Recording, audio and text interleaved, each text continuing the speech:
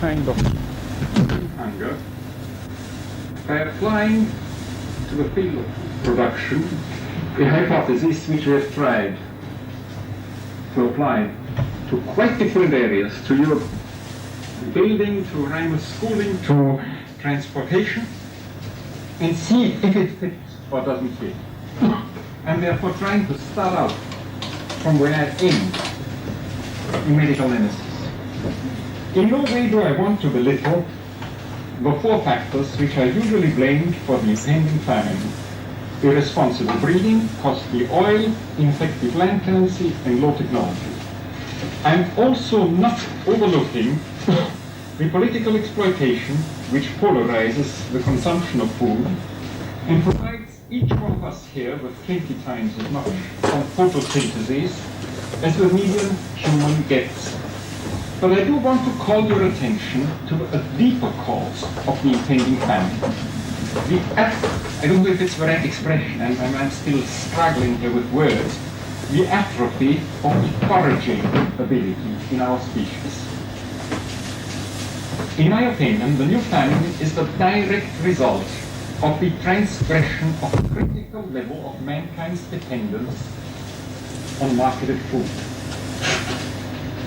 In this perspective, the forthcoming population control by hunger, which is now inevitable, is thoroughly consistent with the present crisis of the industrial system. In each domain, which I've analyzed so far, first comes a decline of marginal utilities. You pay more for tiny further increases in comfort in housing or in improved medical care or in better schooling. Then, second, a rise in marginal disutilities, which are usually turned into what economists would call externalities of economic internal cost, into depletion, pollution, or costs which have to be picked up in other domains. And finally, a third stage, counterproductive internal effects set in. Most system analysts are still examining the second type of unwanted byproducts. We speak about pollution, depletion, shifting of costs. They are worried about the rising costs generated, for instance, for the green one anyway. No, thanks. I believe that even food production, no, I'm just going to buy a cup of coffee before we start this. That which lasts. Thanks for asking. The opportunity to speak here, we call paralyzing acceleration in the field of locomotion. In my opinion, the current famine is as much due to the overexpansion of industrial farming, of famine, really, marketed to agriculturally impotent consumers, as the current crisis of housing is due to the overexpansion of industrial building of dwellings to house anonymous tenants, and as the current decline in life expectancy and the current growth of morbidity are due to the medicine man's solicitous expropriation of the patient's healing power. My main thesis in Medical Nemesis can really be summed up in a sentence. Health, for any biologist, for the man on the street,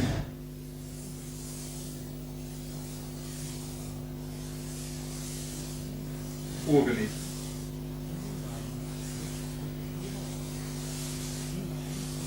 Power has a very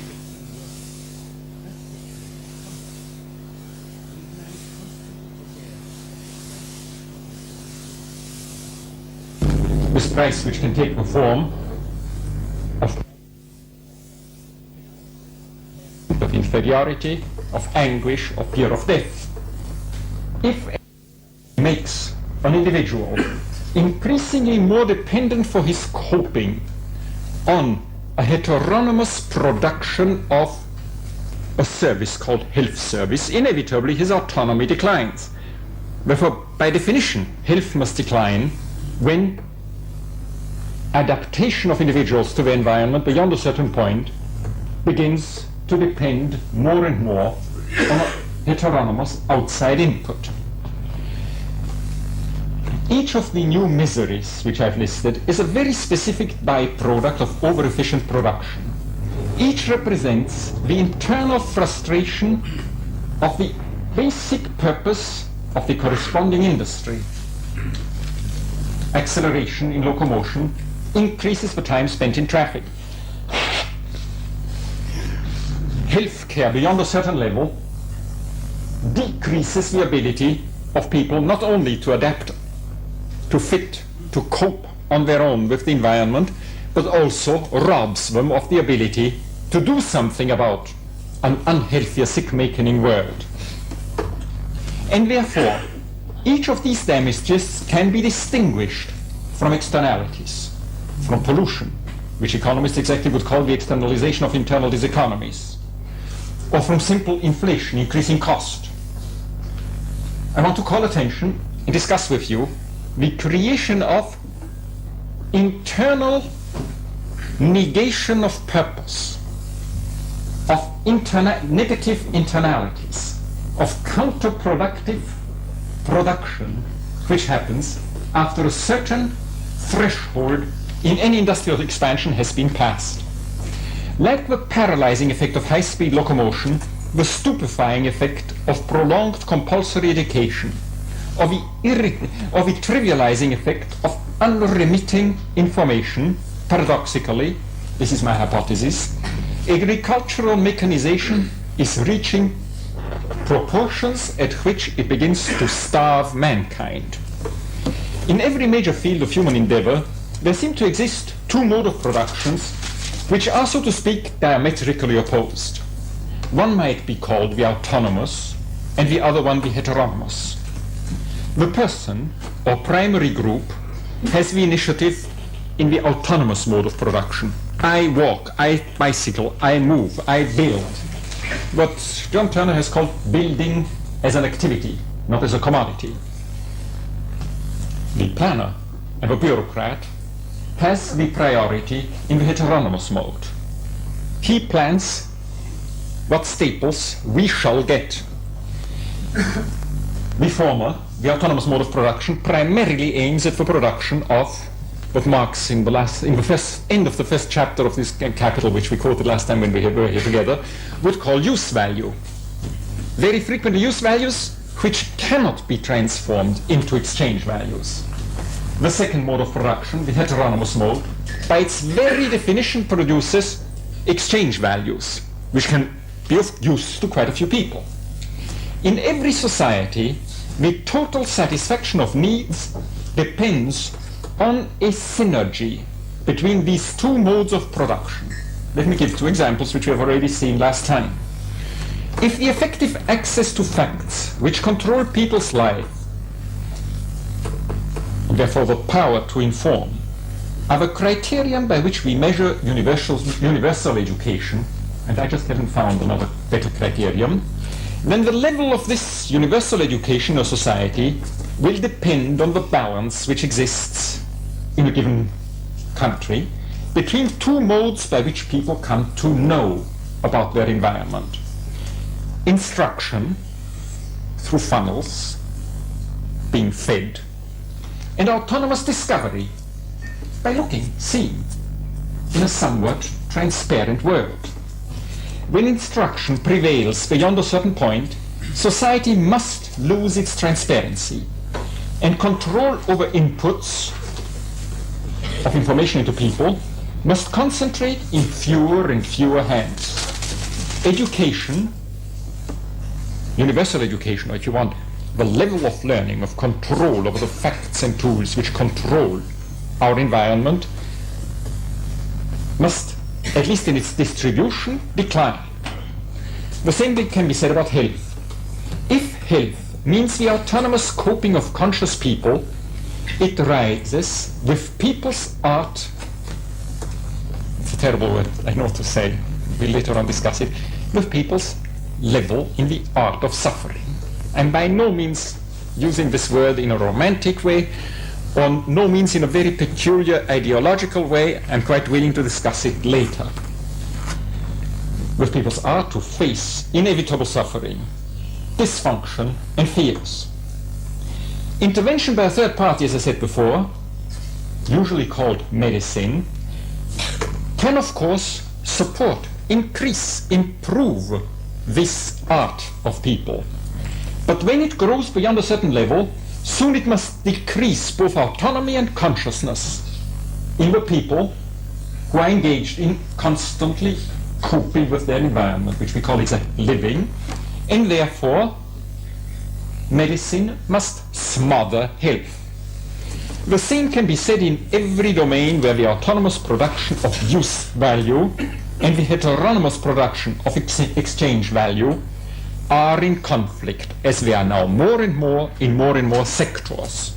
This is my hypothesis about the so-called crisis in which we are. This synergy of these two modes of production, autonomous I do, and heteronomous I have things, staple things made for me, remains positive only as long as technological inputs increase the effectiveness on both sides of the balance, on both sides of the scale. Unfortunately, this is not what is happening. Because of an ideological prejudice in favor of centralized, as you just said, professional production, technological advance is almost inevitably put at the disposal of an increased effectiveness on the heteronomous side, on the industrial side, into the industrial mode of production. As soon as technological progress benefits the mass production of staples for people, and does so beyond a certain proportion, people's ability to fend for themselves cannot but decline, because society is rearranged for maximum effectiveness in industrial production. Society is drafted as an entity into the service of industry. Law then becomes a tool for the social engineering of producers and consumers. And politics becomes a squabble about who gets more, even though now all can do less on their own. In other words, the synergy of autonomous activity and heteronomous delivery, or if you want to put it in other words, of personal doing and institutional making, the synergy between the two major modes of production, in the case of such an unbalance, gives negative returns.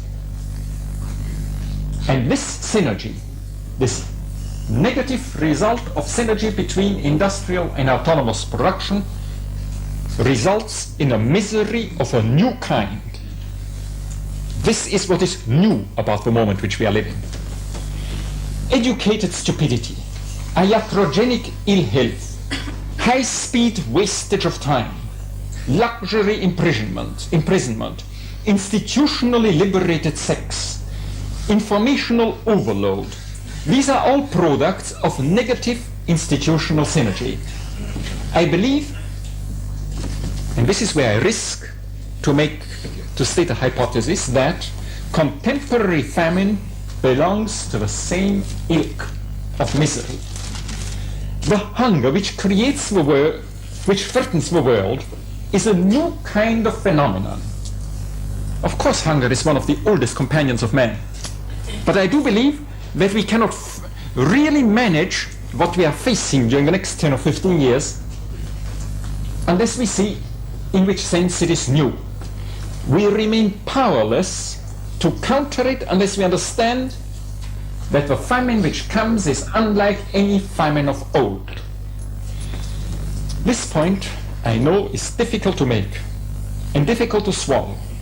And I beg, if there are again some of our colleagues here who were here last time, who on this point see different from me, forgive me for rubbing it in again. It's difficult to make and difficult to swallow because people who are done in by hunger tend all to look alike, and all evoke in us the urge to provide them with a bowl of soup. We have simply not been trained to distinguish the personal neighbor, this guy who is hungry, from the ad in the paper representing the victim of an impersonal catastrophe somewhere else. We are easily talked into, look here, this is a kid whom you should help. Look how he looks. Industrial and missionary vanity and presumption have grown hand in hand over the last 150 years. Imperialism and missionarism. The conviction that the rich must be able to help the poor. The time now has come to understand that the family next door can eat well for Christmas if I hand them 10 pounds, perhaps. While famine in Bengal requires that we all, I first always, give up not only cars, perhaps flying in jet planes too, first of all. Now, professional do-gooders systematically confuse this issue. They fill the papers with pictures of bloated bellies and matchstick limbs, and piously appeal to you to close your eyes to the structural issue which is facing us by giving £1 for bureaucratic administration of relief, which will be very effective and decent indeed. The issue I want to bring to your attention cannot be grasped by you unless you renounce, we all renounce, in deep anguish, to the conviction that we must have somehow the power to help. And then we understand that there is nothing we can do for people who this year, next year, and the year after will die. You understand why I'm worried about this and said I would like to discuss this, but in a milieu in which we are among ourselves, because I'm raising something which is just very difficult to put into words. What I want to discuss is the epidemic starvation which now decimates the marginal majorities of an industrialized mankind, which has been inescapably stabulated in a landscape of sterile concrete, and which is increasingly fed from mechanized farms. I want to explore if there are limits to man's stabulation, capacity for stabulation. I remember, my goodness, it's 30 years ago, 31 years ago, 42 years ago, my war experiences was saving Tuscany cows. Yes, that was my hero's war.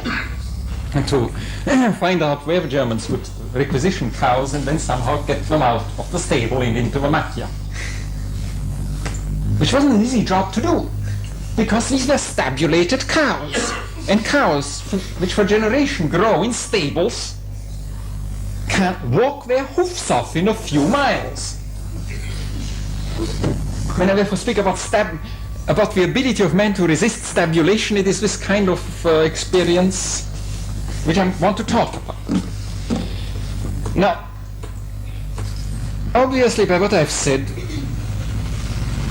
if I said it properly, I've not only touched upon something which is obscenum, which really doesn't fit on the table of a decent discussion, and on the other hand I've said something which very easily sounds as a call back to nature.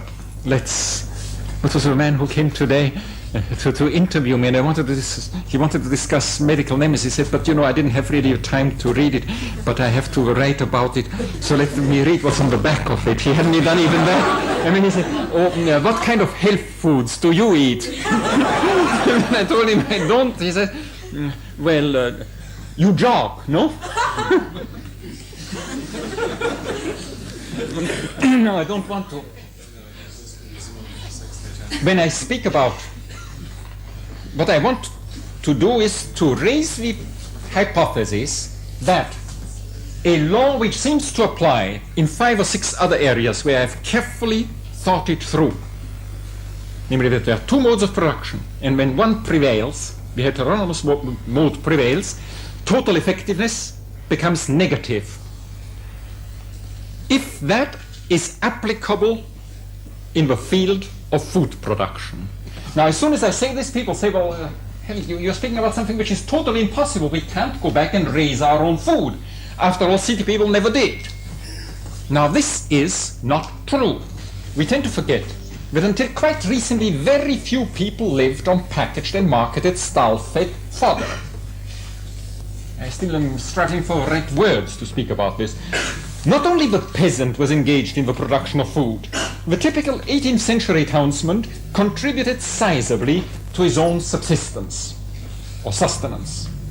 On his garbage and the crumbs from his table, he raised chicken and rabbits in Europe and carps in the East. Pigs and goats contributed warmth to his home. Backyards were common, with fruit trees and vegetable gardens. Many burghers had at least a family, if not property, just beyond the city gates. And I remember living in a college in the very center of Rome, behind Montecitorio, where the rules which were read to us every year at the beginning of the year so that the newcomers would know about them, forbade during the half-hour interruption to walk out into the vineyards. We sometimes forget about the size of traditional cities, even Rome.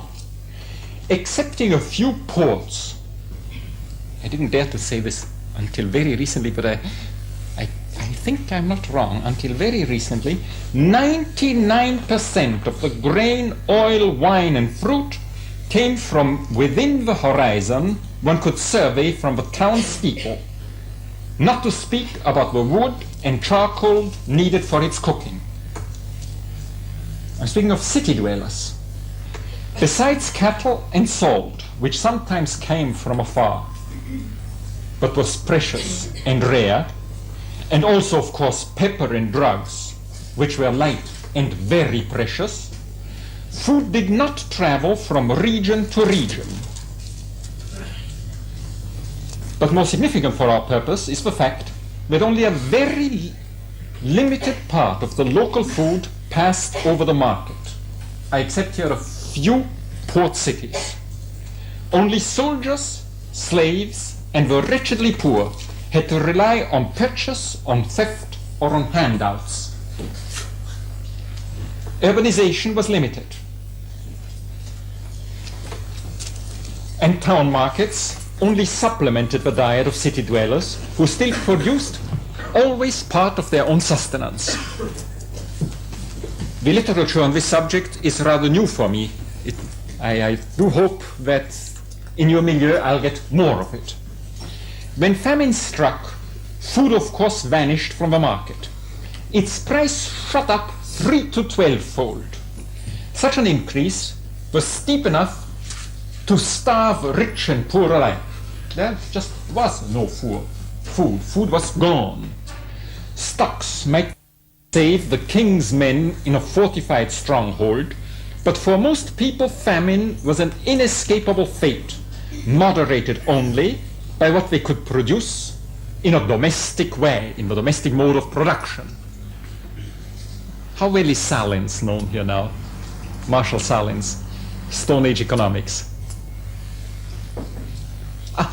One moment. Who of you has read that?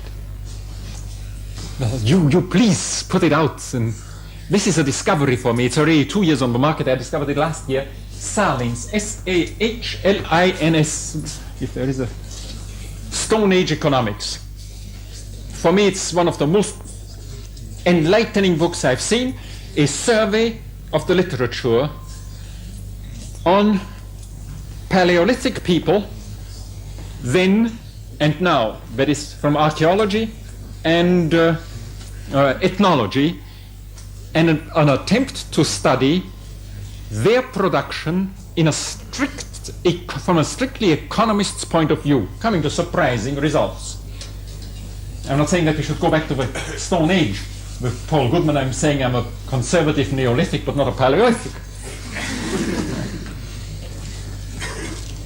Food traditionally was immobile, except by waterway. When famine became severe, people moved in search of food. In northeastern Brazil, people still land in the slums of the seashore if they don't die on the way. Then drought strikes.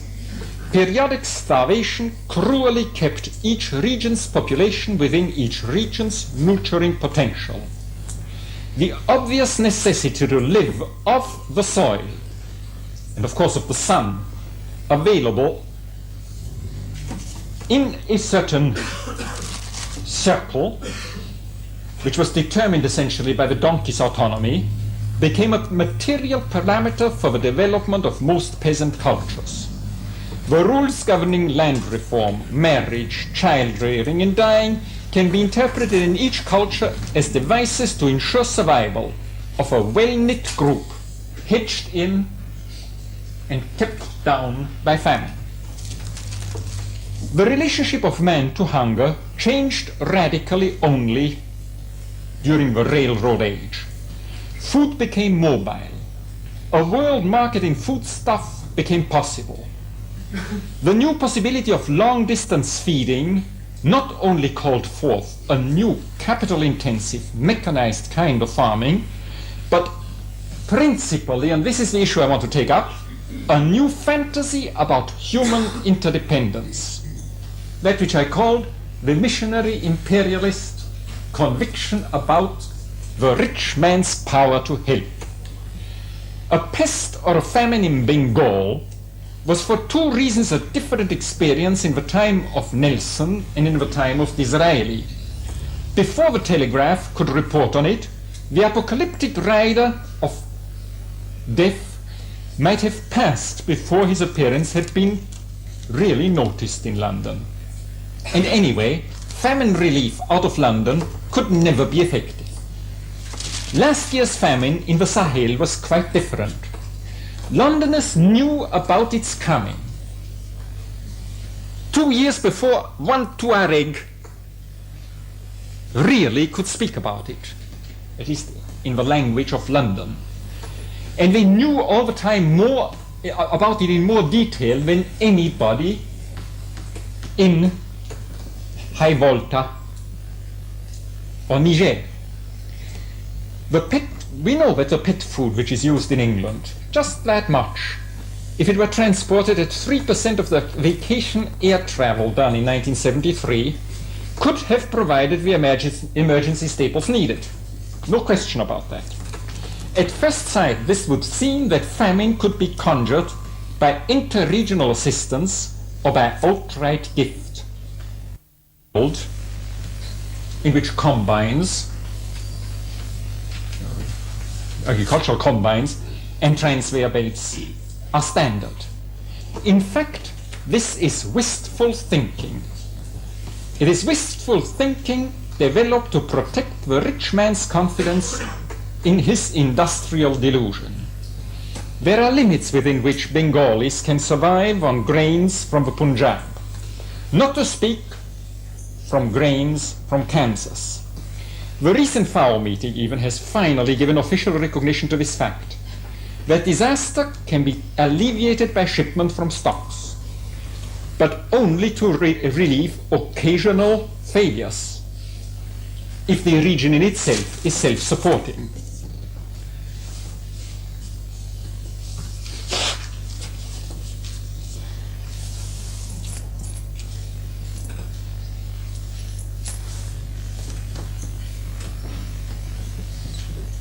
I see that I have talked longer than I wanted to. So let me sum up the end somewhat shorter than I had planned, because we want to come into conversation.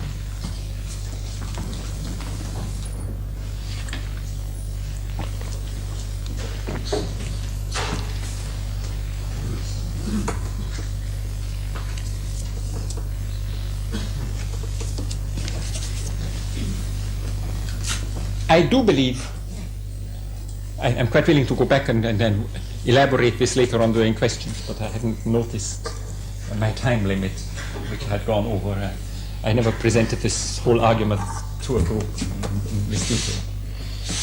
I believe that if we apply the hypothesis of the two modes of production and of negative synergy which sets in when one mode outgrows the balance, to the agricultural production of food, we would need to find some parameters according to which we can define when agricultural production inevitably mechanized production must become counterproductive. I have played around and would like, during the seminar in Cuernavaca this year, to discuss two hypotheses. One would be to figure out what percentage of the total food value needed in a large population passes the market, which is also a measurement of the degree to which the population as a whole is cut out of all contributions they can make towards the production of their food. And the second one would be a measurement which is so much up in the air that exactly I wanted to present it to you, John Turner, and some other friends here as a hypothesis. It seems to me as crazy today to mention it as it seemed to us crazy in Cuernavaca to speak about speed limits in transportation as a critical parameter in the building up of transportation systems. And it is the following. Agriculture all through history was provided a positive energy balance.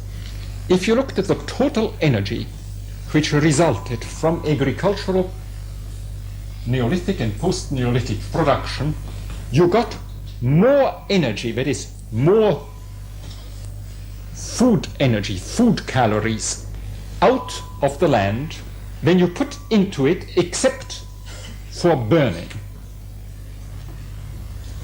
With mechanization, agriculture has become a negative activity. Inevitably, you put many more calories in form of, to simplify it, gasoline into the production process than you get out. I wondered if one could not develop a measurement which would designate the mechanical calorie content of a food calorie delivered on the consumer's table, which includes not only the cost of mechanical working of the field, chemical fertilizing, but also the cost of treatment and transportation, and thereby, on a rather global level, be able to make arrive at some kind of conclusions about the level beyond which food overloaded with mechanical energy becomes globally destructive. I do know that this is a point which is difficult to take up with people who have not followed the entire reasoning about synergetic economics, which I have exposed at the beginning. And therefore, let me say one word more about this. I've noticed that during the last 2 days of conversations with people whom Mrs. Boyas asked me to talk to, that I'm being understood as saying that many of the things, or most of the things which doctors do, are bad. It so happens that I can prove it, but that's not my point. It so happens that I can show that there is at least hardly any medical evidence in the major medical journals and the world medical literature which would indicate that therapy and diagnosis, or diagnostic and therapeutic interventions in individual persons which cost more than £100 usually produce more good than damage. As soon as things cost more than £100, the probability that will damage you is very high. And the funny thing is, none of the doctors has challenged this so far.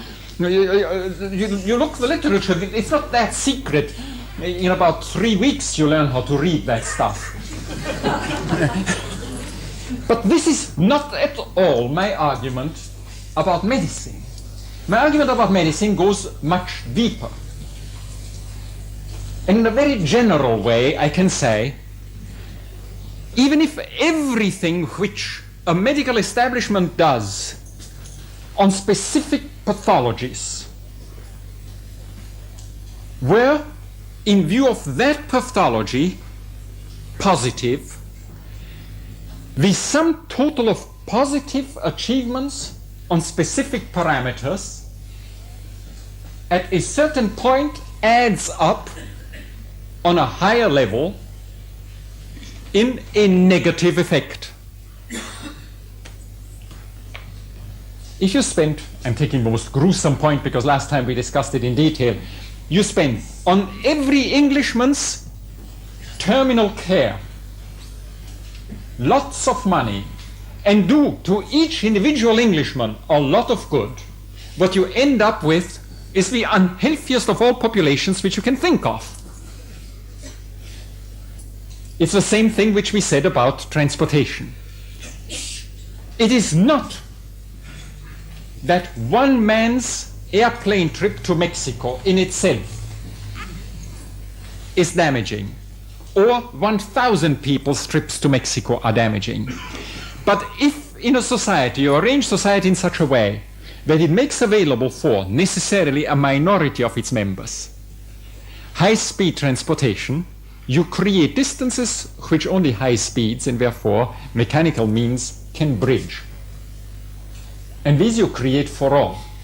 I wonder if something similar applies also in the field of food production, and if these two parameters which I've suggested, market dependence and petrol content of food calories, might be parameters on which it is worthwhile working. I hope that I didn't do the wrong thing by taking the liberty of presenting you with a problem on which I'm thinking rather than with a statement about something which I know. Thank you. Let's go into discussion now.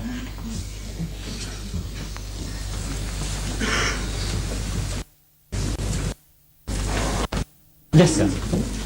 I'd like to understand the difference in your thinking between heteronomy and atomism laid out. And heteronomy. Yes. No, atomism. It seems to me I have not used that word. I know you haven't, but you have at one end of your continuum the notion of industrialism and industrial organization, and at the other end you have this notion of autonomy. And I'd like to know, don't you think that there's a point at which autonomy becomes atomism, where man becomes disassociated from society and really can't do on his own all the things that need to be done? Yes, this is a very, very important point. The gentleman says, may I, you correct me if I, you present, Illich, you present a spectrum. On one hand, autonomy. On the other one, heteronomy. Now let's look at autonomy.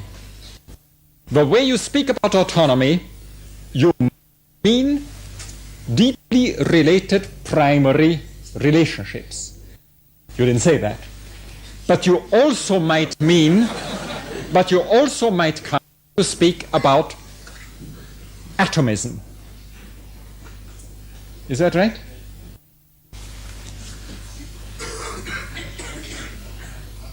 What is your... It seems to me that you're developing a theory which is based on a notion of individualism. Individuals working alone. How do men cooperate in society? And isn't cooperation sort of an extension, by extension, becoming industrial? I have tried in other moments to take a very materialist approach to the description of this spectrum by carefully putting into parentheses the motivations of people on either end, the intentions of people on either end, and focusing entirely on that which articulates their activities, namely their tools. And I've tried to define convivial versus industrial tools. And as one of the characteristics of the convivial tool, all of which again I tried to define in such a way that intent and social parameters be left out purposely. For a convivial tool I've defined, it's a tool which anybody can take or leave to the amount he chooses for the realization of his purpose by defining his own future as much as possible, with the one limitation that however he uses it, he does not deprive others of similar opportunity as a structure of the tool, right? I do not see why such a location of initiative in the individual amounts to atomism.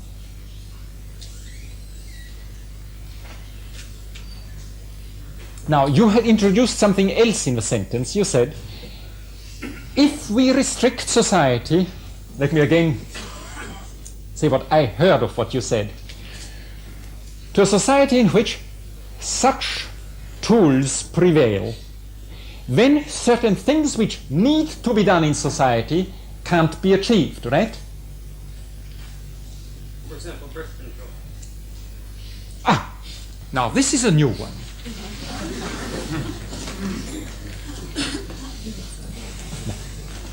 Now, I mean, this is the last one I would have mentioned. Well, how would you say that? I mean, birth control. How would you say that populations can control their growth? Yeah, populations can't. I'm sorry? I don't think that populations can control their growth. I think that if there's the utmost example of a tool which I have to make myself responsible using, it's a condom, no? I mean, or whatever you want to, a pill, or whatever. Or are we misunderstanding? It seems to me at least.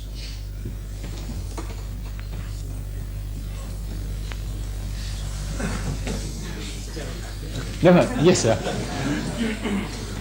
Mr. Illich, after the Medical Nemesis and also one or two of your remarks, I scarcely dare to admit it, but I'm a doctor.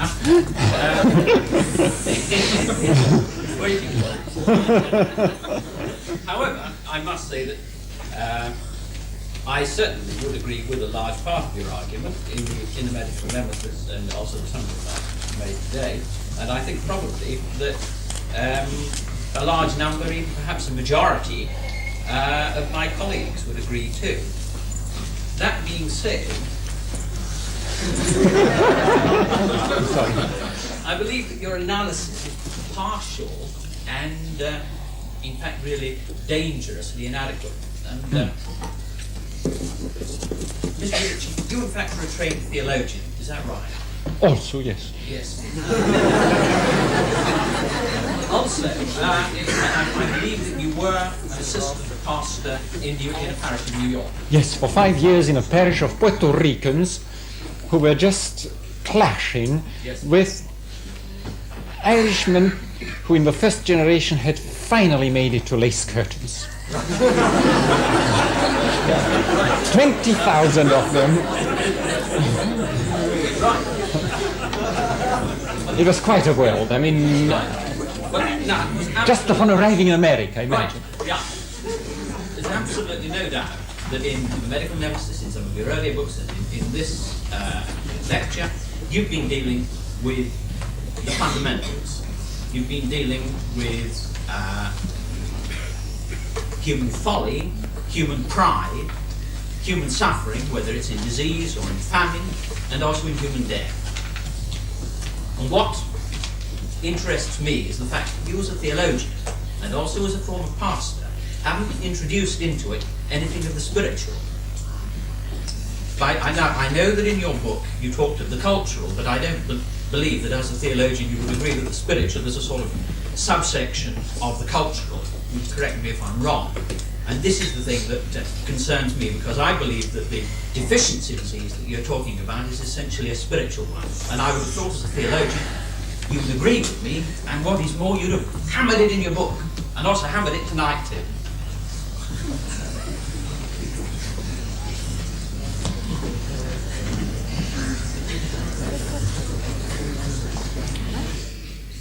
You see,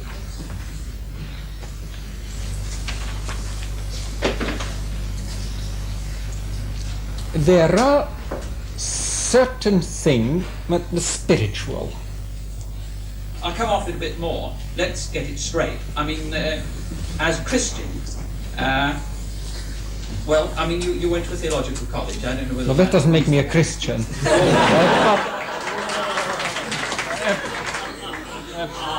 But that, I mean, that's not sufficient. But that is not the point. Yes. Yes. Well, now, as a Christian, we'll say whether or not you're on that way. Yeah. No worry. Okay. Well, then, as a Christian, I would have thought that in Jesus Christ, in His life, in His death, and in His resurrection, we have got the key to this. You have used in your book,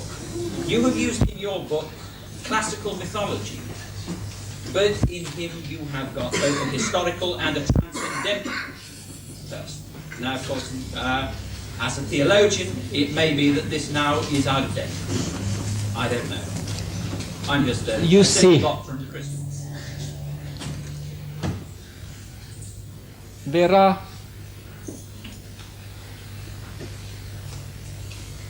it is rather easier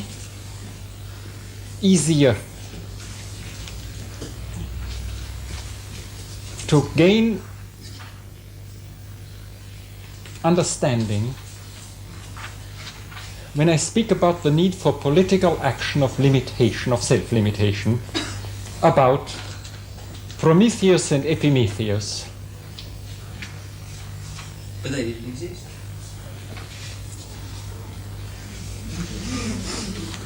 Oh la la. Now, you what kind of a doctor? I mean, I'm sorry, you said you're a doctor. Yes, I'm a doctor of medicine. Yeah, but I mean, you do know that. How do you call that sin of yours which makes you operate on a person at high cost, engaging in a transaction of which you know that it is useless? And so, I mean, well, the not Promethean guilty, drive. not guilty. But I don't want to. Let me leave out your case. Right. If I spoke on another level, conversation about the technical issues which I want to deal with would become practically impossible. For instance, when I told you that I began to write this book sitting on the steps of the Ganges in Benares and just open-mouthed, because I had never known that there would be thousands and thousands of people who would come in the hope that, dying at the Ganga, they wouldn't have to go through it once more. Now, quite evidently, if you deal as a doctor with that population, you're in a very different situation than if you deal as a doctor with a population where everybody says, but everybody in the world will give anything which he can give in order not to die. An answer which sooner or later, even this evening, will pop up in this room. But that's something we have to modify. Wait. If I spoke, you introduced a very strange confusion between the theologian and the Christian. But if I talk to you about what I had the opportunity to mention after, for some strange reasons I hadn't talked about it for years, and today somebody mentioned something similar to me, And I said to him, friend, do you know how the first crucified Lord was represented? Do you? You know? Represented? Yes. What is represented by? In art, yes. Who here knows what the first crucifix looks like? The crucifix, the cross, with Jesus nailed to the cross, represented physically. Look up any archaeology and you'll find out that I'm not kidding. It was found as a graffito next to some phalluses on the outside of a Saburra house, which was most probably a brothel. It represents a cross,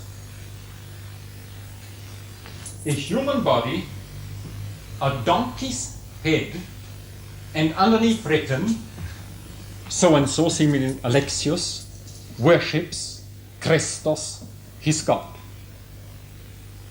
How do you know this? From archaeology. Oh, see? Archaeology. Yes, I mean that is not. No, I'm sorry. I'm very interested. You just told me that I'm competent. I mean, this was the first. I mean, This is the first. This was the very first. This is the very first time that The cross was represented. the cross was represented with a body on it, and the body was, and it was to my in my. Illich, how can you possibly? I am sorry. Check with anybody. We can go over to the museum, pick it up. It's the first, maybe, that is extant. I honestly think this is really irrelevant. One moment. Why should it be irrelevant? Let's check. Let us check a moment why I say that there are levels. If you ask for it, I gladly move to them.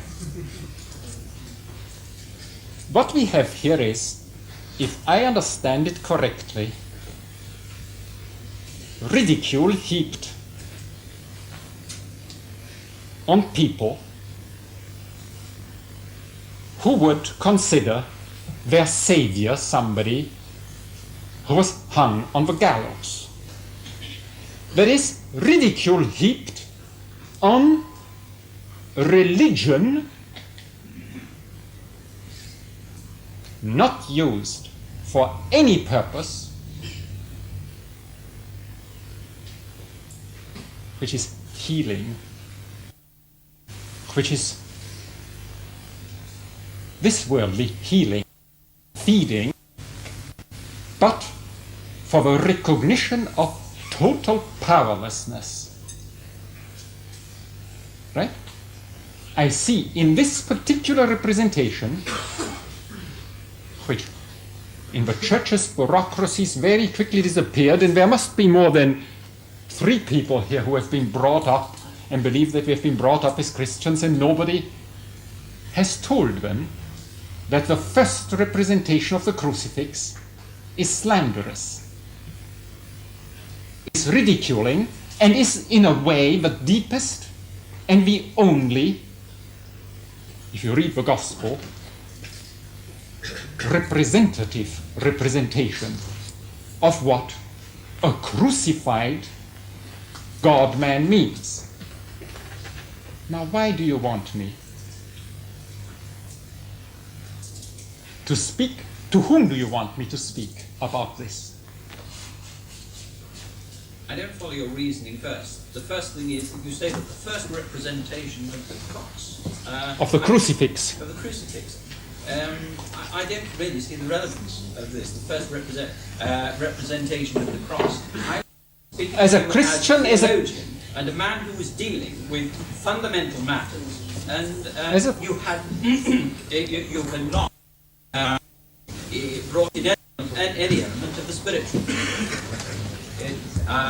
My friend, I told you that I had to speak about something upsetting about our Promethean behavior, our imitation of Prometheus, having led us into a situation where we are culprits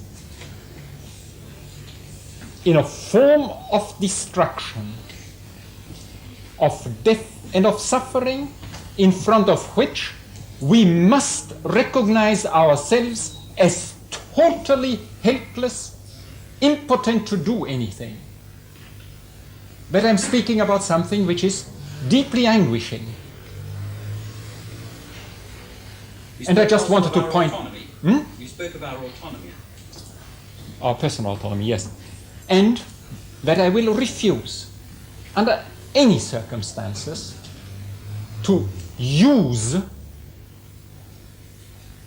for any practical purposes his name. For this I'm too Jewish. I gladly use such tools as Epimetheus or Asclepius. Yes, sir. You say at the beginning of your introduction, the medical establishment has become a major threat to health. Would you be prepared to widen that to say the medical, spiritual, and legal establishments? Absolutely, absolutely. Can I go forward a bit further? Then will you help us on to the next page? Because I'd like to go a little bit further than our friend here. I'm an Orthodox Jew and I also regularly attend Mass. I follow the ideas of Pope John totally, and I see that in the last 11 years we've come away from his global concepts. In the old city of I myself witnessed and was the person who was trying to turn out the church to denomination, because as an Orthodox Jew I'm not supposed to be in a place where Arabs are worshipping. Will you show us how we can relate the medical, legal and spiritual things all together, taking as a starting point not only Pope John's Pacem in Terris, but also Miguel da Unamuno, as explained so carefully by Jean Tenement in The Shoes of the Fisherman. Will you No, that I don't know. With shoes of the... In The Shoes of the Fisherman by Maurice Waste. Not the theoretical Pope Kirill. I don't know. Yeah, I don't know that book. All right. Miguel de Unamuno has a development of a level of consciousness. Well, I can assure you that I will. That a friend of mine, several friends of mine are working on exactly the same theory related to law. When you make, just as all over the world, medical, metropolitan medicine, with its intent, ritualized intent to kill pain, eliminate sickness, struggle against death, invades traditional medical cultures and destroys the ability of people to interpret their pain into meaningful suffering, to help each other in sickness and face death.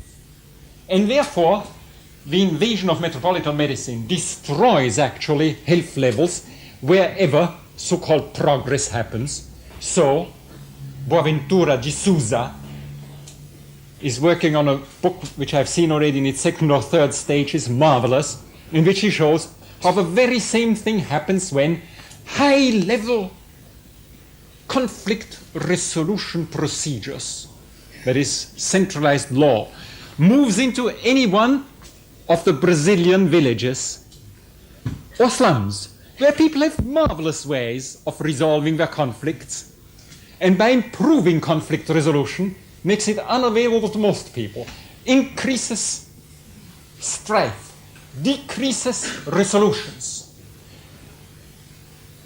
Evidently, what I'm saying about medicine, about better health, which is really, as Dubos has called it, a mirage, a religious concept. What I believe about, what I say about better justice, which is really a religious concept, it's a fantasy. What I say about acceleration at literally all costs, which is a religious concept, I'm willing to say about any other religion. What I understand you to have said earlier is that you didn't actually say it, and probably not. All you understood me to have said, even though I haven't actually said it, was that now we should, that the aid and the efforts we're making in underdeveloped countries are wrong, and that the aid and emphasis which we are making in underdeveloped countries are wrong, and we should pull out. and that we should pull out. Yes? But at least don't go in. From From the way you speak about it, you seem to be tempted. What I can say is that surely now we have gone in. There is no, We have gone. You haven't. I have actually, yes. You see? I have a sixth sense for that. Surely in everywhere in the world we have done it. We've been in the Western society, culture.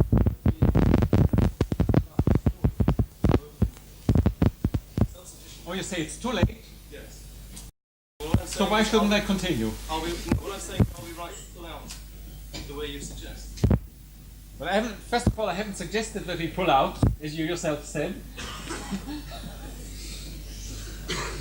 And second, you know that last week every foreign voluntary assistant was ordered out within, I think, 11 days from Peru. Yes. Some good things happen.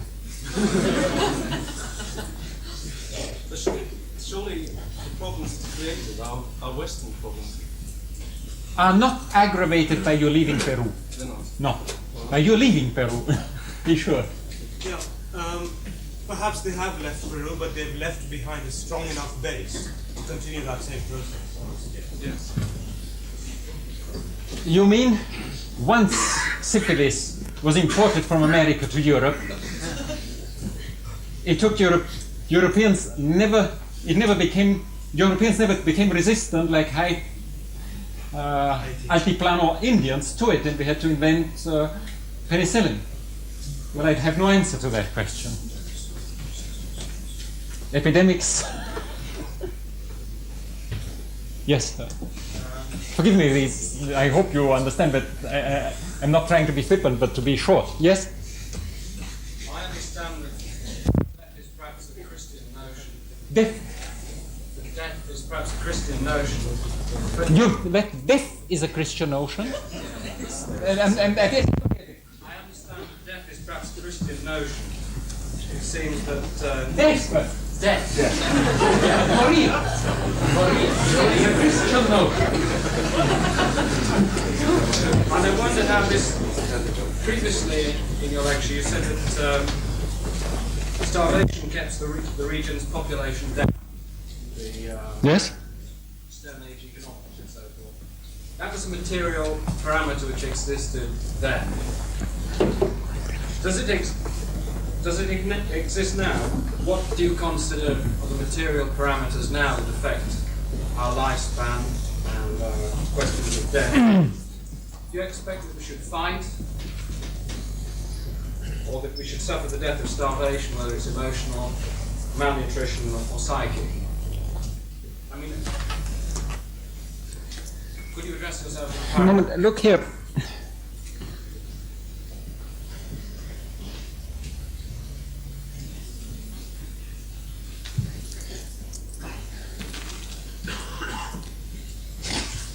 In front of some issues, I don't think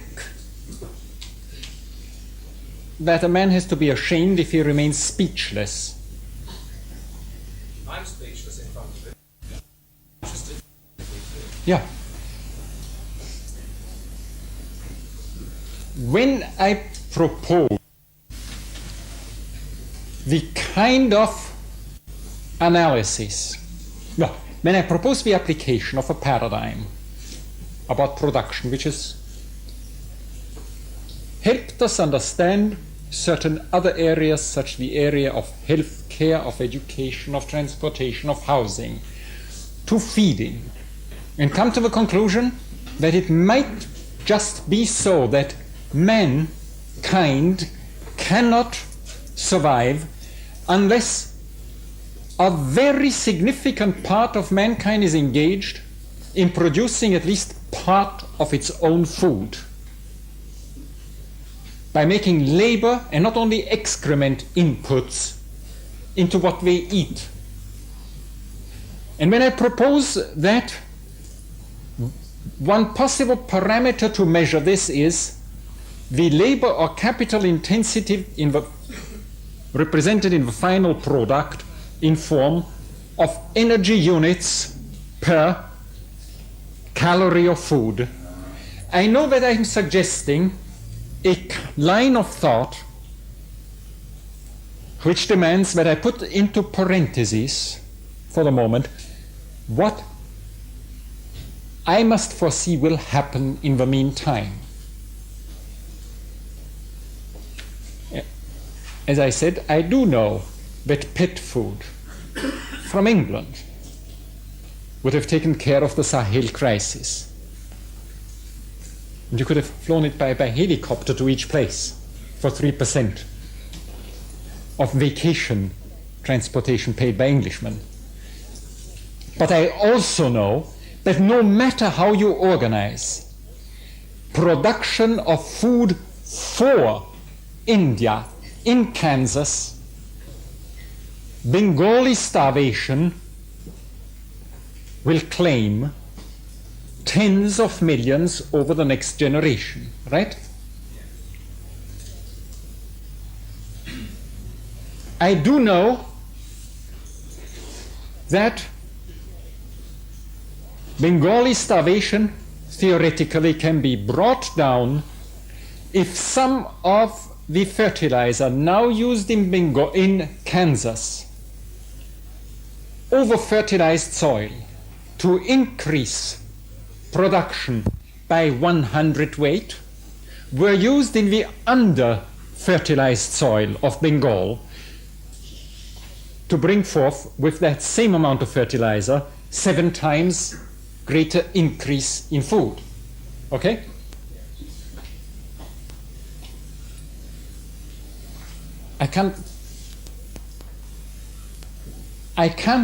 I do not know what I can do about it, except clarifying it. Are you saying abandon the starving? Are you saying abandon the starving? May I ask what abandon means? Leave them to their own. Well, what else can you do anyway? What? Magical tricks? It's the very same question which we have all the time. I too. Allah.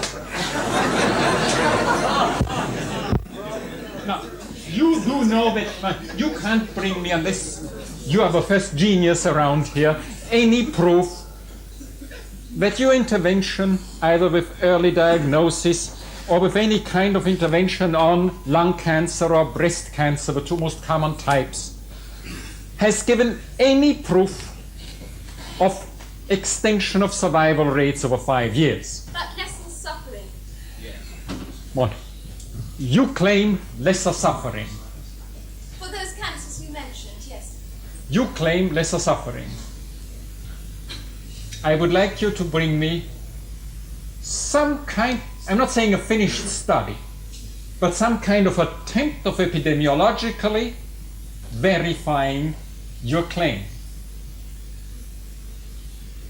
I have not found it except 2 or 3 incompetent pieces of student research, of angry students. We know that you can do something as a doctor to lessen the suffering of people who come to you with clear evidence of either of these 2 cancers, right? But only if you abdicate operating on them not for lessening their suffering, but not for prolonging their life, but in order to lessen their suffering. Okay? Now this you very possibly would call abandoning them to their fate. The idea that because we are rich or eat, or because we have done medical studies, we must be able to do something for people, is that delusion about which I want to speak.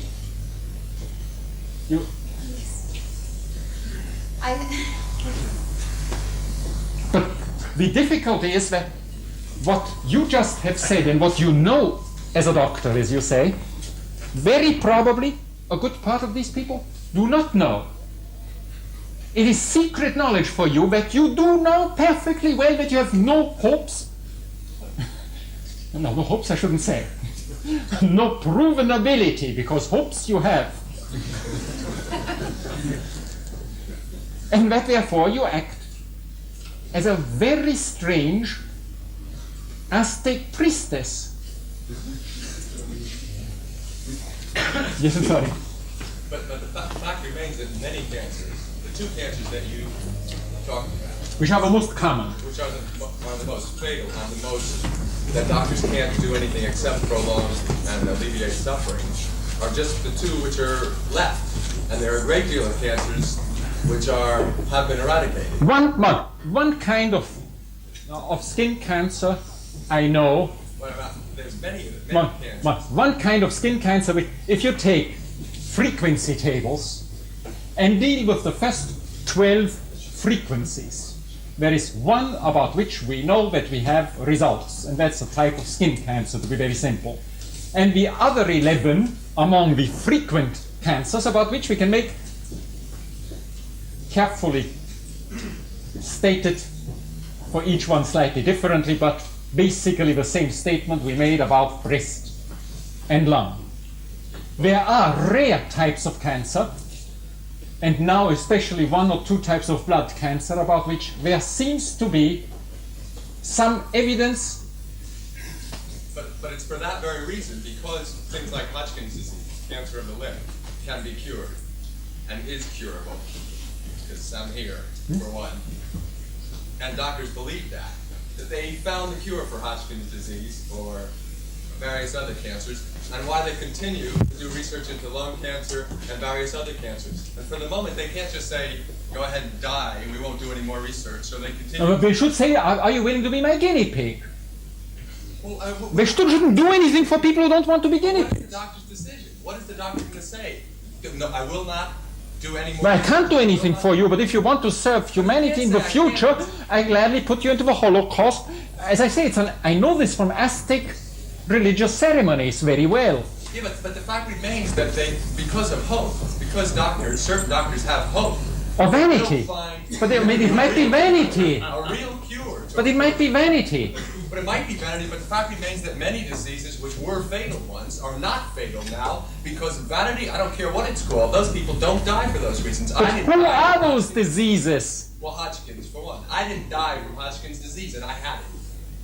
Well, it's marvelous to have you among us. Well, no one dies of Hodgkin's disease anymore because of the treatment and because of the hope and because of the Aztec mysticism or whatever it is that doctors have. I doubt they call it that, but nonetheless. They had hope that they could find a cure for these things and have found those things and were able to cure people because of it. Mr. Illich, Yes. I have some things, ramifications of your talk that I'd like to get back to. You accuse doctors of high priestesses. You talk about our delusions to help. And I think in your last talk here, I asked this question the last time, I didn't get an answer. Could you speak louder? No, I probably can't, because it's a little bit difficult to ask a very complicated question to such an awesome group. Well, I don't want to. Those aren't the dynamics. I'm asking, he said that he was interested in a dialogue. I'm talking to him. If other people want to be voyeurs, fine. We are talking about a problem. See him personally there. Don't take our time. I think I have a contribution to make, but I'm not going to... I wonder if anybody else would have the guts to do that. All right, thank you.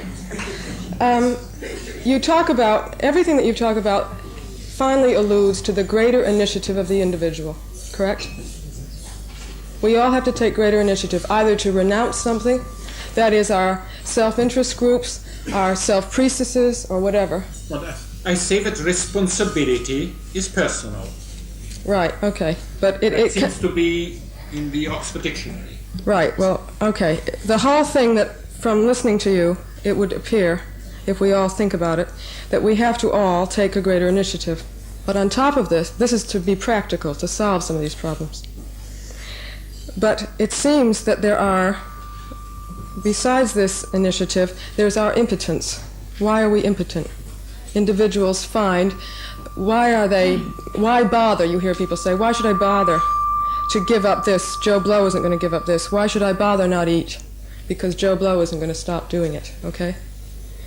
So it seems that there are special interest groups which everybody is aware of, and it seems to me that this is something that you should attack.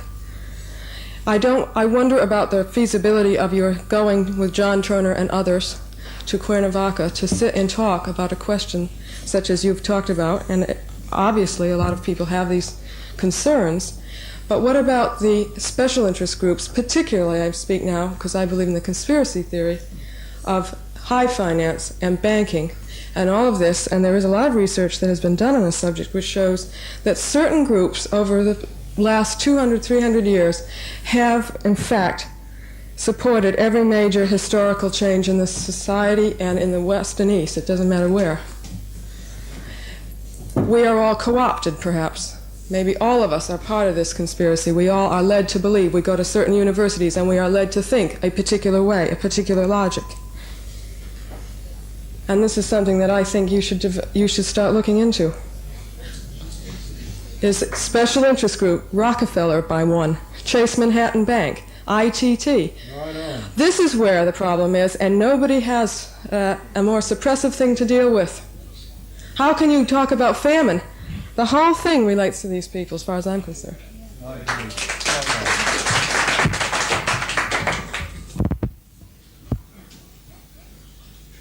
There's no question about this. Why should we study things which are obvious? Forgive me. I think that you run the risk of being also a high priestess if you... High priestess? That is my answer to you. You are being a high priestess by saying that to me. It's a sort of snobism. I'm talking about the basic fundamental thing which every human thinking person who is concerned, particularly young people who know, who have concerned themselves with these problems, there is total and utter impotence. It doesn't matter how long... Look here, it makes no difference for me. What? If a right-wing or a left-wing president We're not talking about that. I don't want that. President coming to... With it. I am not talking about that. That is a red herring. That is how people like to put it. They like to put down people who make the type of noises that I am making. I am not making... I make no difference if Mr. Mao or Mr. Rockefeller want to promote, need jet planes. Do you know about the Committee of 13? It has nothing to do with West and East. Yeah, it has to do with a synthesis of these two interest groups. It is not just... But then the only...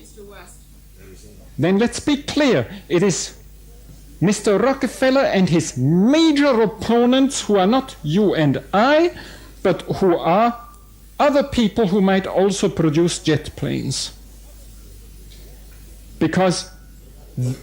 You haven't done sufficient research if you really think that those people are a threat. That's why they're making the noises. That's the propaganda that these people... Look here, but look here, they are powerful.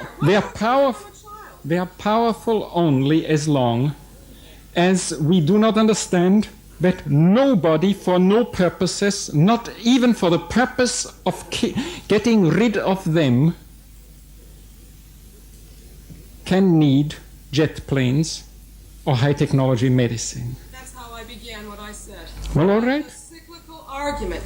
In the end, we come back to the fact that we are impotent. We can all give up everything, but as long as those special interest groups have not been dealt with, as long as we... One moment, how will you... Forgive me, there are two ways of dealing with them. One way of dealing with them is to say, let us use power. And the other way of dealing with them is to say, let us stop being their clients. You flew over here. I did, yes. I don't know how often I will do it again. I don't know. But it uses more oil if you go by ship. It uses more oil if you go by ship. Not necessarily. This is a fact. I think what's being suggested is that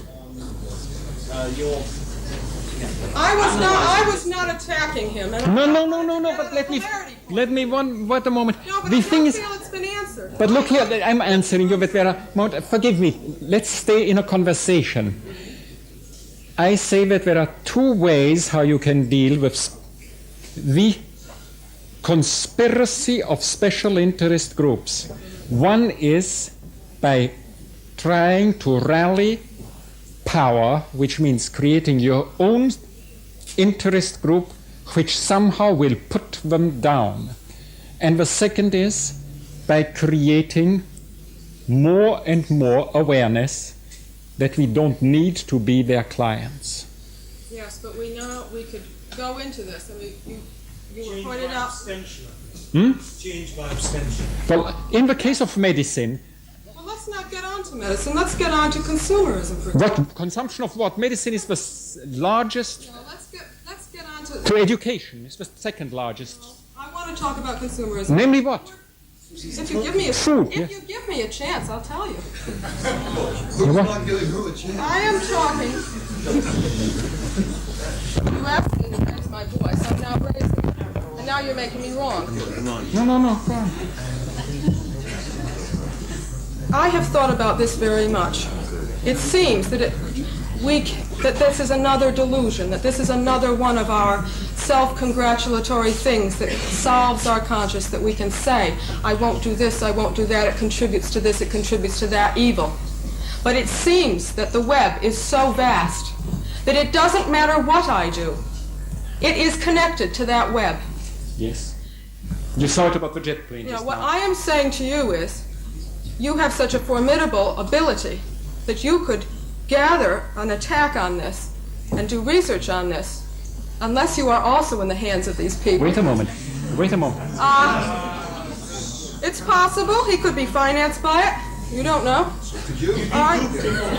Yes, I could. Of course I could. Why are you playing the devil's advocate? I'm trying to raise the issue honestly. Let's stay on it, yes. All right, so it would seem that this would be something to look into. No. Perhaps your next book. That's all I'm saying. In one simple One moment. sentence. Wait a moment. I do not believe that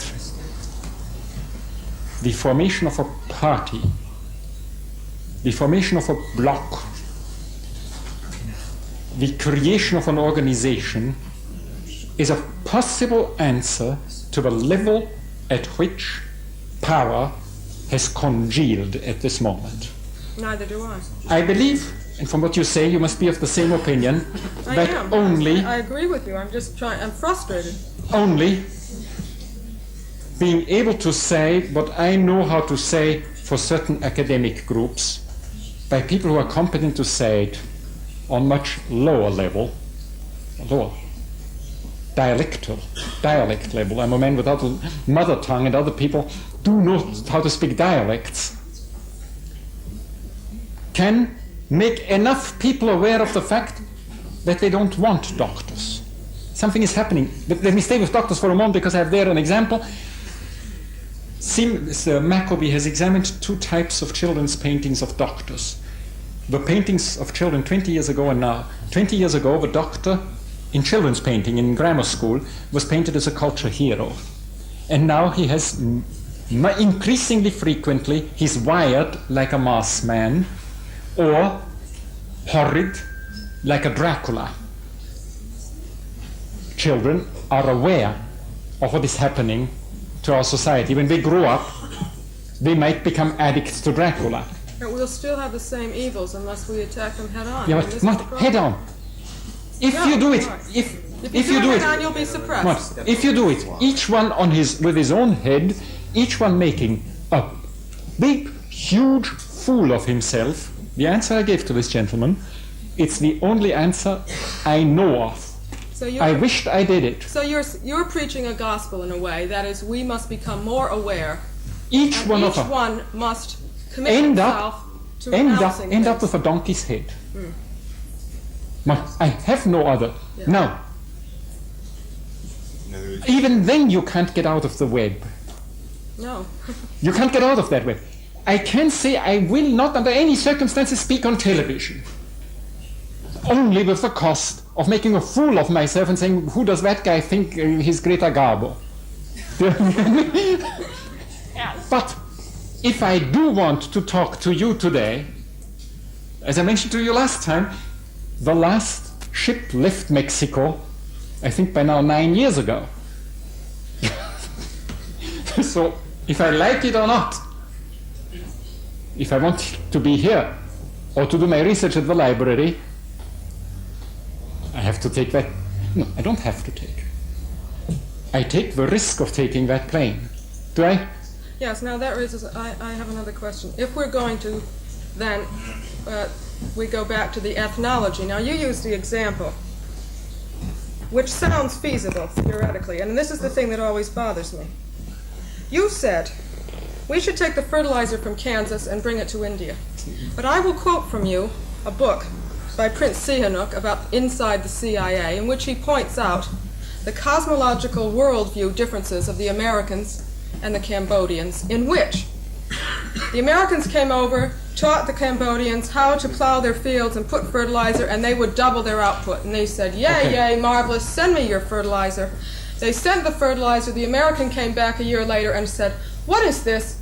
You've still got the same output because they'd only planted half the field, because that's their worldview. Now, if we're into individuals again, we're stymied again on that, aren't we? I did not recommend the transportation of the fertilizer to India. You suggested it. I pointed out what the different options are and said, and even that I do not know.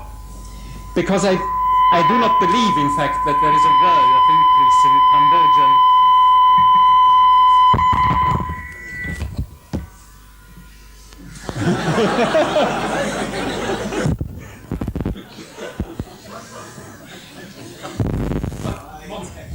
Let me just stay on the key point. You raised the issue of strategy as thoroughly as you could. And evidently on very general terms only we can discuss it. On these general terms, I think that as silly, absurd, ingénu, how do you say, naive this sounds, I don't know of any other effective strategy but giving an example of making a fool of myself and suggest that other people who might be even less successful and praised for it do the same.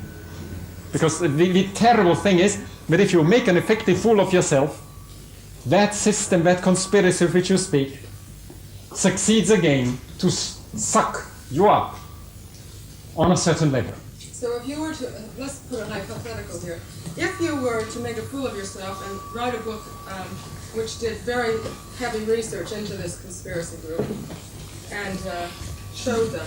Look at Barnett. Have you read Barnett? You would be defeated. Again, come on, have you read Barnett? No, I haven't. Well, read Barnett, a colleague and friend, his multinational corporations. Yes.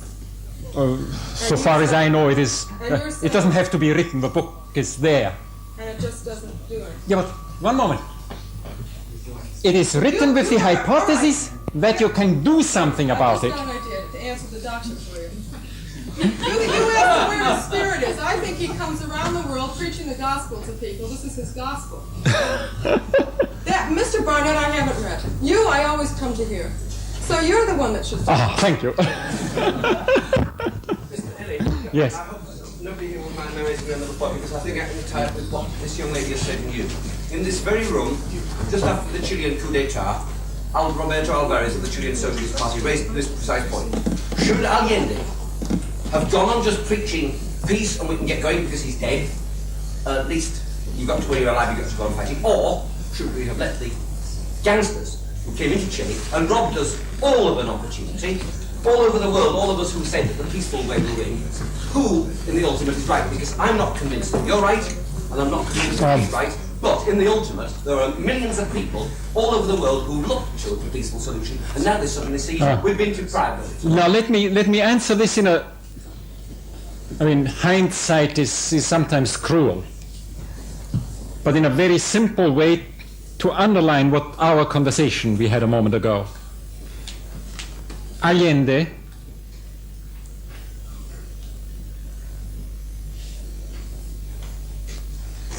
condemned himself, I'm speaking symbolically, on the day when he promised that if elected, the output of cars of the 1 trillion car factory would be doubled, and all those people, mostly small military men, small young officers who had made their down payment for a car, would finally get it. He did, with respect, Roberto Alvarez. He did in concrete. This is what Allende did. Roberto Alvarez said on that platform there, if we'd had 2 tanks to have stopped them, we could have got General Prats back there in time, and we'd have won, not the ITT. This is on the level of nice political talk. In fact, Allende came to power promising to increase car production. And what I think we are speaking about is not, I don't know if you know to what degree personally I'm committed and an admirer of Don Salvador Allende, but even that great doctor and then civic personality and politician could not avoid strengthening the subservience of everybody who believed in him in that conspiracy of which you spoke. Because we can't provide cars. I don't know if isn't that clear?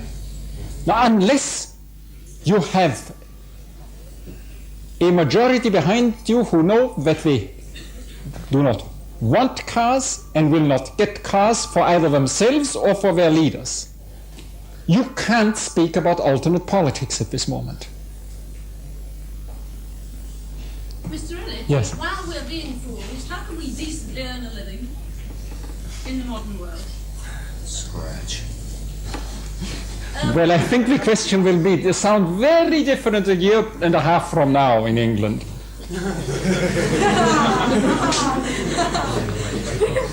I mean, I didn't want to use, there was some strange noises from behind me. You're a lady, I didn't want to. How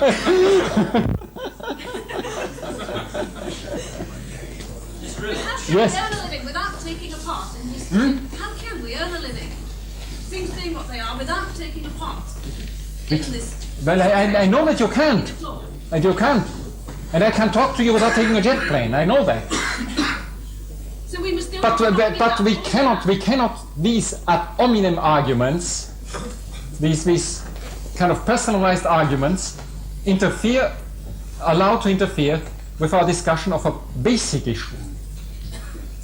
So our working lives and our lives as fools must contradict one another. And must continue to do so. I am not a Puritan theologian. I do know, because I do know that contradiction is always present in individual lives. In answer to the first question that you were asked this evening, you distinguished, I thought very properly, between atomism and autonomy. Yes, well, that is that we are not men with straw heads who need each other for support, but neither are we telegraph poles which have no connection with each other. Speak loud, boss. Sorry. You cleared up the distinction between the autonomous activity, which is convivial and is to do with togetherness and is to do with helping each other, from the insularity of an individual who creates exactly again around himself. I take that distinction very much. It would also seem that heteronomy is implicitly exploitative. That is, it is to do with the exploitative provision of goods for other people. It threatens exploitation, because we are not speaking against, forgive me for making a parenthesis here, all heteronomy. We are not speaking against motor transportation. We are speaking about an acceleration beyond a certain point. This is exactly what I wanted to ask. Is it in fact possible for there to be a kind of heteronomy which does tend towards the improved autonomy of people who are not yet in the position of even being able to have autonomy? For those who last year talked with me, I mean, in a given year one has only a very few ideas. I at least. Right. Now, the one thing which I thought to contribute to some of those with whom I talked last year, and which in a way I owe to some conversations which went on here in the evening, was explaining this as a form of synergy. Progress on a material base means input of new technology into the production process. It means, therefore, in a way, if you want, capitalization. Now, you can capitalize or improve technologically both the autonomous and the heteronomous way of production. You cannot, beyond a certain point, increase the technological level of autonomous production without some heteronomous production. For instance, the production of bicycle tubes. Whatever some people might say, they can do it out.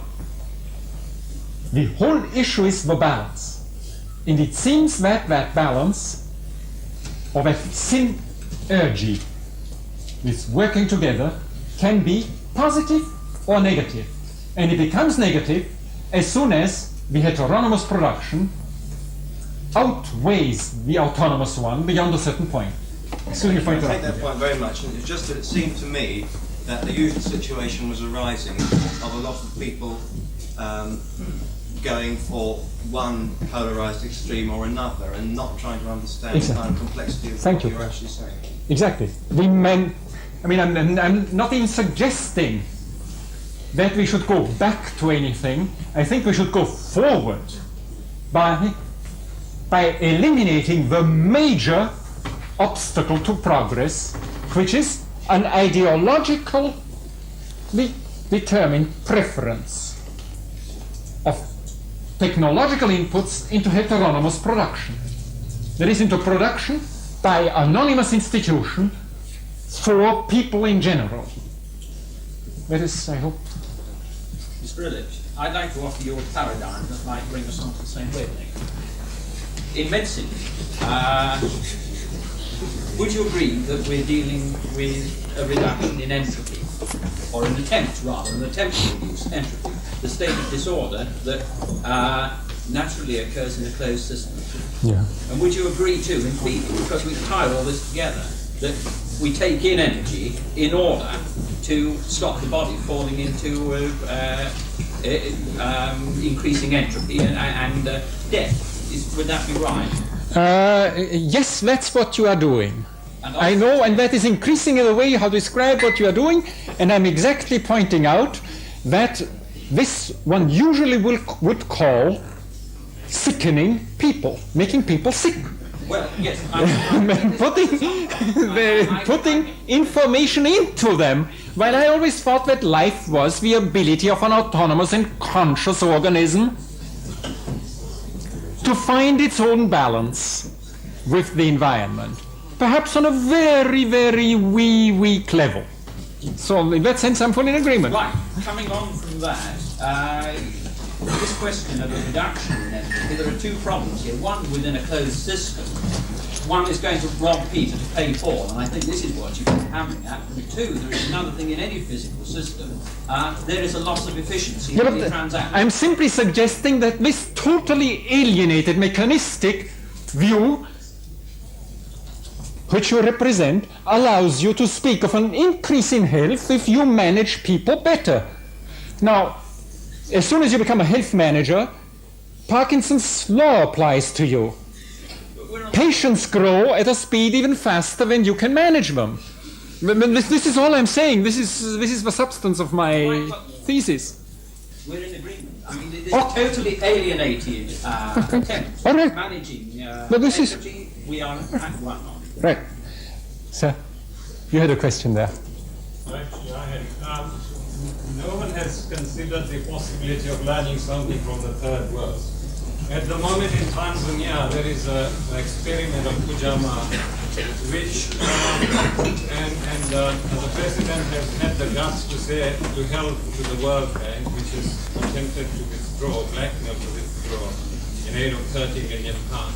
Now that is the attempt is to the experiment is connected with drawing the balance between the autonomous production and the complement of it, which you have, I think, referred to as the tolerance.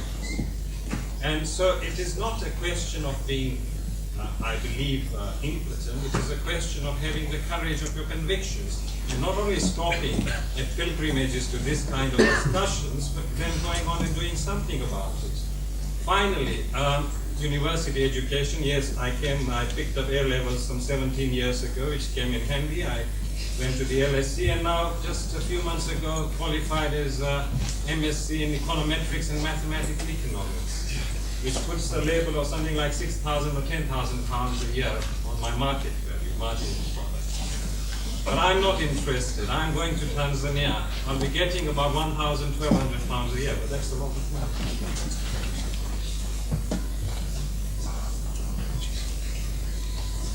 Yes, thank God. Yes, there was somebody.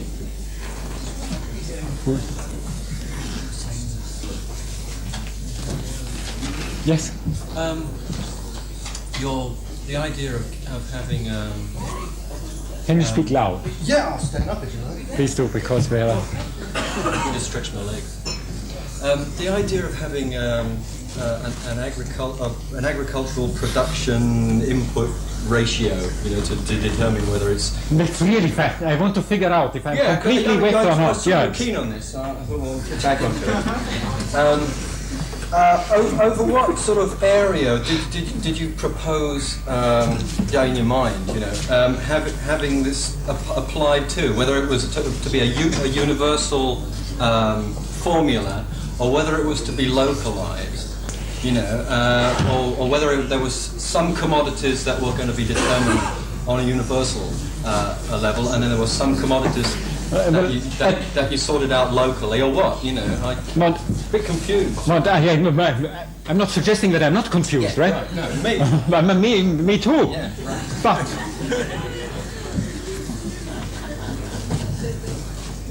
I have a hypothesis which seemingly gives results when you apply it to a certain number of major institutions. We have discussed them in the past. I've never tried to apply it to that particular area of production, which is really the most anguishing one, because you can always write off time-consuming transportation or net transfers of lifetime of the great majority towards the few speed capitalists as an inevitable side product of progress. Well, I mean, these are things that you're going to have to consider for each localized area. I mean, depending on, if you're say, well, carry on anyway. Yeah. Well, anyway, in transportation, in education, in medicine, one can always say, if a lot of people get hurt, too bad for them. Yeah. Basically, your argument, I have no answer ultimately for it.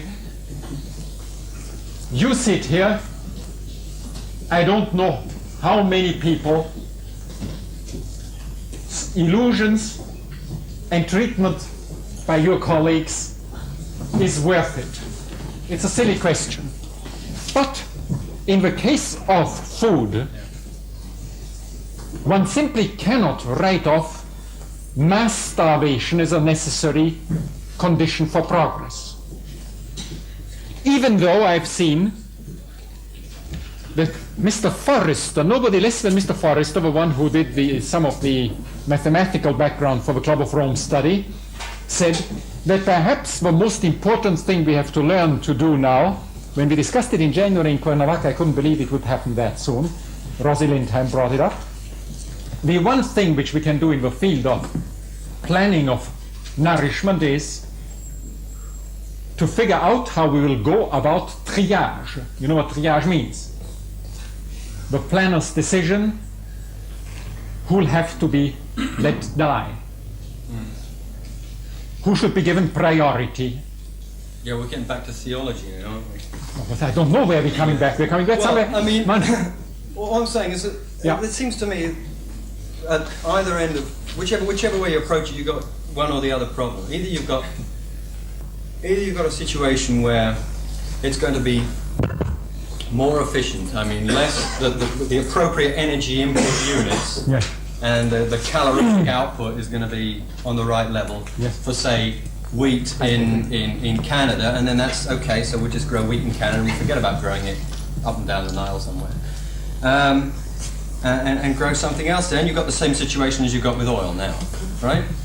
Alternatively, I follow you. Right? Alternatively, you start structuring it on a regional basis, in which case you're going to have a variable formula, but that doesn't just take into account variables like rain and transportation, but also things like Christianity and Marxism, and you know, and then you're going to start creating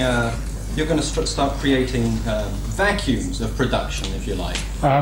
I'm sorry, why don't I'm very happy that you take me so serious on the first part of what you say. Yeah.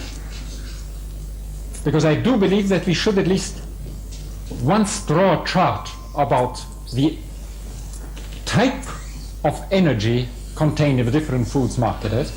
I do not see why you immediately jump to the necessity of taking ideologies into consideration. Because I think they have to be taken for planning purposes, yes, but not for study purposes. I think that we can make a transportation study, as for instance Dupuy has now done in France in the meantime, by calculating what he calls la vélocité généralisée of the Frenchman, without even asking if it should be that way or not. To the best of my knowledge, there is no research available about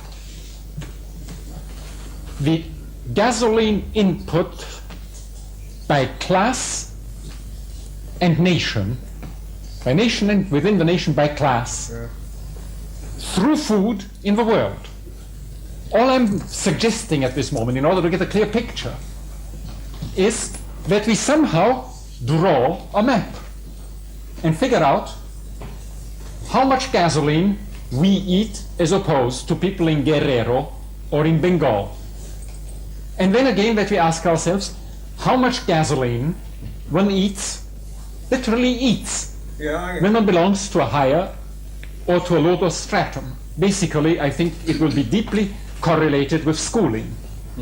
The higher you are schooled, the more gasoline probably you have to swallow. I don't think you have too many problems there with that sort of, with you know, a tangible like gasoline. But when you're considering the energy input into a product, you have to consider things like man hours and the quality of the man hours. You know, the quality.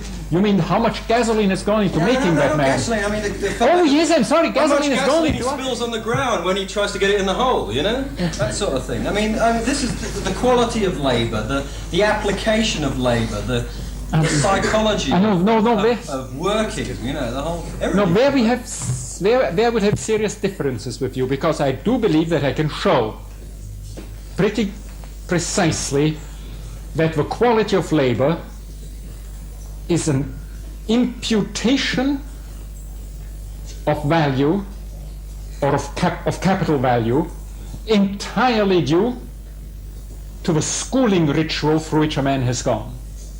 I think a man's labor is considered of higher value if more has been spent on tooling him, on educating him.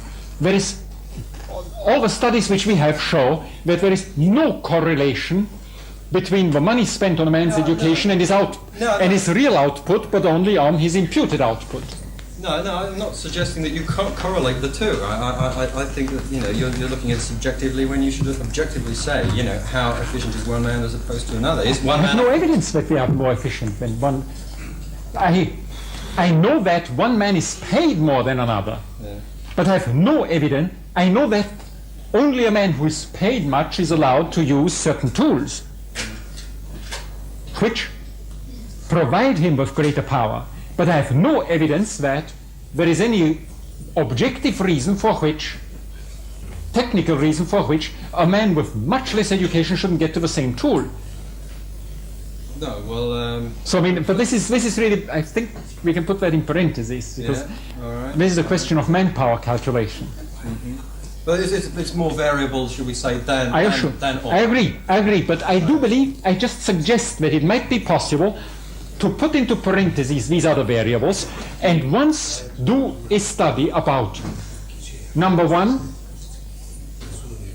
how much of the total food value of a given population by class goes through the market now and in the past. There's practically no research available on this, or very, very little. Second, how much has the energy content of food changed? I suggest this kind of research because I think it might help us to get an entirely new perspective on this coming world famine. Well, Mr. Illich, if I can interrupt, yes. I would, whilst accepting that your primary motive for the research is to, as you've just said, obtain new insight on the coming world famine, I would put to you that subjectively, at any rate, and on the basis of unstatistically verified but otherwise quite plausible information, one can predict the probable result of this research, because one knows, to take an obvious example, that it is frequently claimed that North America has the highest agricultural output per individual involved in what is called the agricultural industry.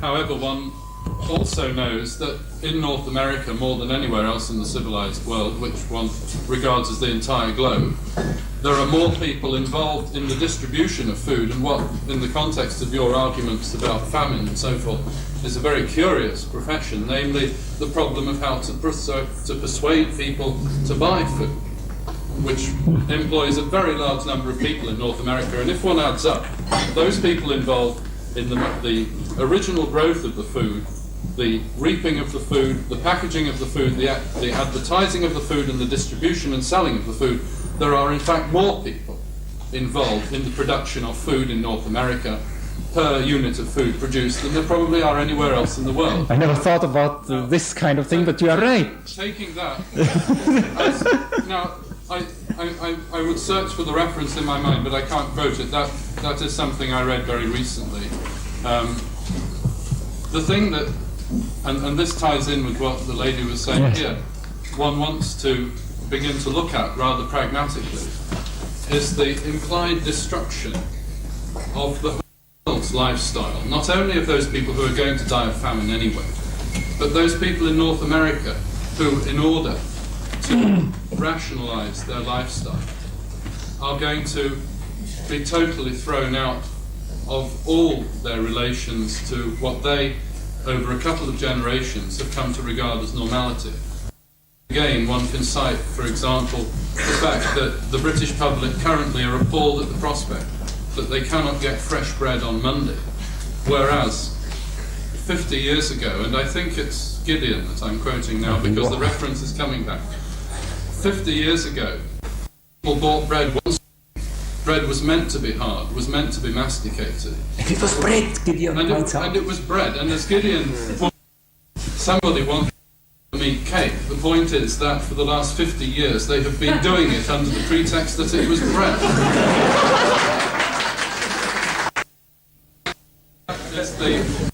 That is the state that you are talking about. Destruction is appalling wherever you look. It's a global destruction, and because the two opposites are already reached, and to return to the middle is destruction. I had never thought about the closeness, how close the argument is really to the one which we discussed last time here about transportation, namely that in the United States, in fact, you say, labor, it's more labor intensive, enormously wasting in energy, and produces bad nourishment. But Schumacher's comment when he spoke here just under a year ago on negative transportation, as he called it, gave probably the most lucid example of that, which he cited a Martian who came to England and concluded that an important item in the manufacturing process for biscuits was the transportation of a distance not to be less than 300 miles, since all biscuits manufactured in Glasgow are eaten in London and vice versa. And that again is precisely the same point. But the destruction of the lorry driver's job, the lorry driver's entire orientation to driving biscuits as being an important part of his reason for living and so forth, that that implied destruction is something you can't avoid. Well, but the lady brought up, how should the living?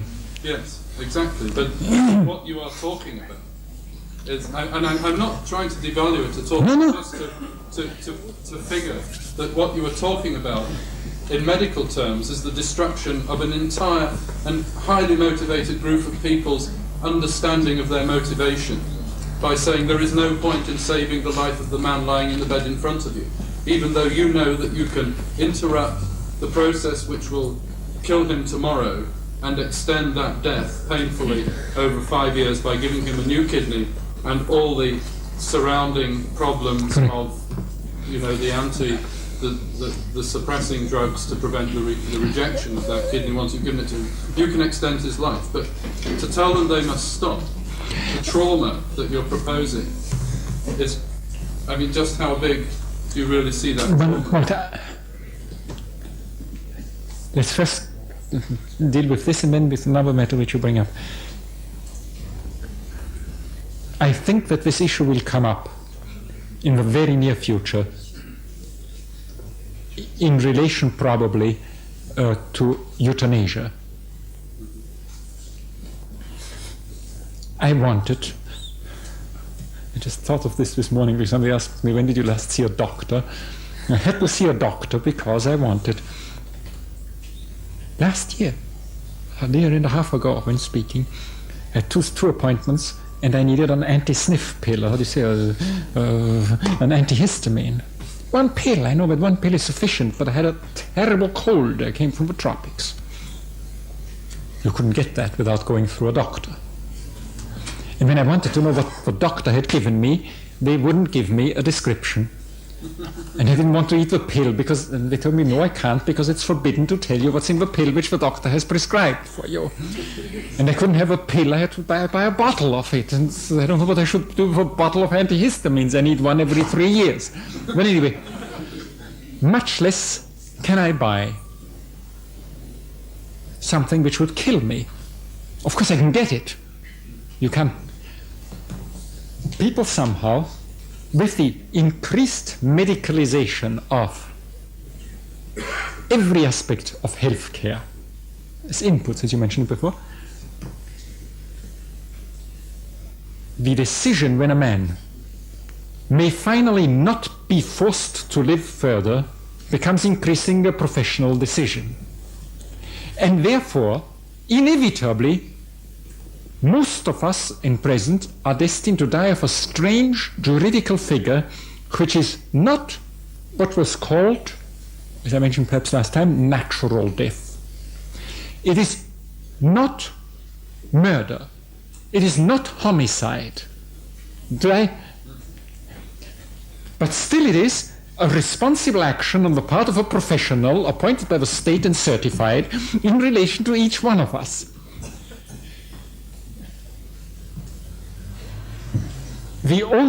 Inevitably, when you discuss euthanasia in these terms, people will say, well, every death in the hospital is a form of euthanasia. It's the best kind of death the doctor can produce for you, or splendid science can produce for you. Well, this is not at all what one is discussing as an ethical or moral act. It's a professional act, and we'll tell you.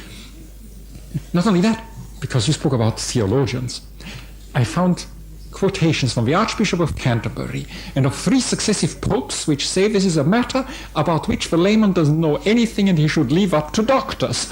There are documents on this. You see what, when one speaks about convergence of high powers. Right. Who converges? So this is the frightening thing, the professionalization of everything which happens, which in favor of which entire society is reorganized, which makes autonomous living impossible. But, and this is my concern is, my own curiosity goes in the direction of finding specific parameters on which one could offer resistance. Last year in our discussion, I suggested 25 kilometers per hour. You remember? I suggested in, I don't know how many, calories per cubic foot of housing. I'm using this as symbolic recommendations, but there are issues around which some kind of agreement could perhaps be reached. Now again, to go back to you. These are dimensions, operationally verifiable, sufficiently to make sense in a technical discussion. 25 kilometers is something measurable. I don't know how many calories per square foot is measurable. In the case of food, and this goes back to your issue, to the gentleman, to you, I'm not suggesting that we will really come to some kind of a conclusion how food production can be better planned. But I suggest that perhaps with this measurement, it might be possible to say food which contains more than so many calories cannot but decrease